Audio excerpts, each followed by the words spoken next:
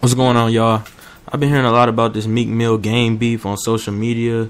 I mean, this is the latest distraction they have from Darren's death and a lot of the other real issues that's going on. It's kind of like when Phoenix Accords had died, they released Pokemon Go. So it's just another distraction from what's really going on. I mean, but to get down to it, both the Meek Mill and the game, they both fake and they both sold their soul and they both devils, I mean, everything that guy Sean Kingston said about the game was true, but in the same breath with Meek Mill in the game, it's kind of like two whores arguing. Like, to me, it's kind of like one whore is mad at the other whore because the other whore did more than the other whore, even though they both whores. And they both devils. That's what it come down to. And yeah, the game was a stripper before. Him and 50 Cent did have relations, and they both bisexuals. And Meek Mill ain't no better. I mean, he sacrificed that guy Lil Snoop. I mean, just think about it. Everybody that Meek Mill has been around is just dropping like flies, man. I mean, you can't tell me that some of these people that's dropping ain't sacrifices. I mean, it's clear as day, And then these people, like the game, they get on air and they rap about killing black men, selling black men drugs, and they totally promote the gangster life that's sending all our black men to prison.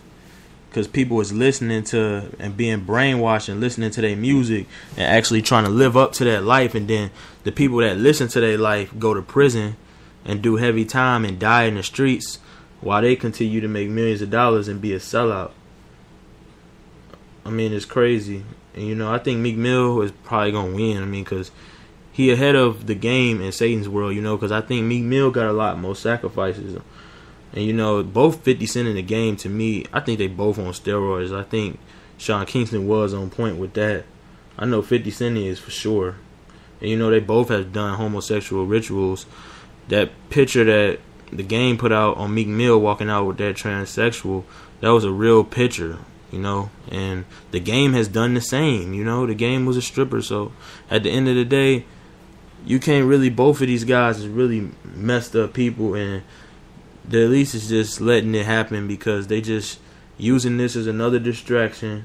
So instead of people paying attention to the New York bombings and the chemtrails and the collapse that's coming and all this stuff that people of righteousness is putting out to inform the people and educate the people, instead of them looking at that, they're going to look at these celebrities and idolize their life.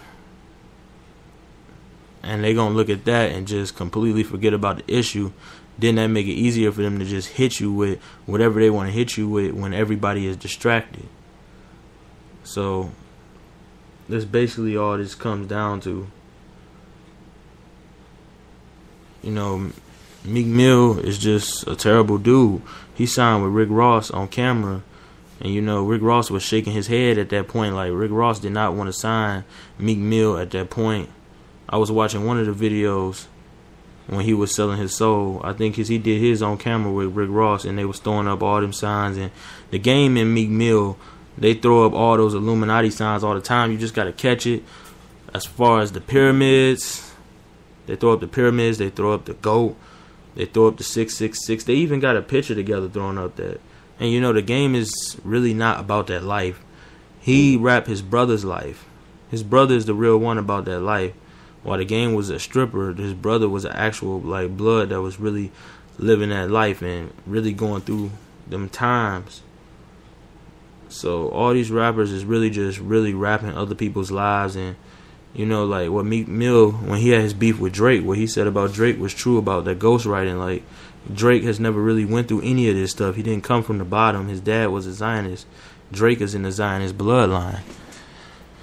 So Meek Mill had exposed him for that. But at the same time, Meek Mill is no better. None of these people is any better than me. They all have sacrifices. They all sold their soul. And they all not doing anything for the people. They just leading the people astray to crave and lust after material objects instead of the Most High and His love, spirituality, and truth. And they distracting everybody from walking in this truth, because if the elites don't have these celebrities in our face and everybody is walking in the truth and seeking the Most High, then, and they have the knowledge, everything will be crumbled in a day, you know. They won't have no money. Everything is based on us being distracted and being stupid. So at the end of the day, none of these beefs matter.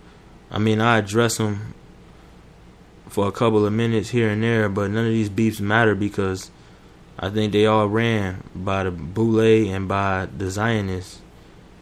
The Meek Mill Drake beef, the Meek Mill now beefing with Game, and you know it's always good because the whole thing is this: Meek Mill took an L against Drake, so now everybody is bandwagoning, you know, and stepping on Meek Mill. It's just kind of like Yash Kara didn't take no L, by the way. I mean, I would never say nothing like that. I mean, that's crazy.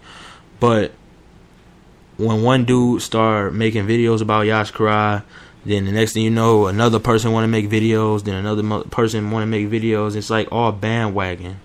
You know, they didn't even have no reason. They just want to step on somebody because they see it's cool because everybody else is stepping on Yash Kara. Hey, let me make a video. Let me make another video and throw up fake pictures and let me say, oh, that Yash Kara said this and say that he said that. I mean, when you in the truth, you got to deal with that. I mean, it comes with the territory, but it's just bandwagon. I mean, the same thing happened when they made videos about King Rasta. Then you got all these people come out of nowhere trying to attack King Rasta. So, you know, you always going to have agents and people trying to destroy the truth. But the Most High Army, Yahweh's army, is always going to stand strong.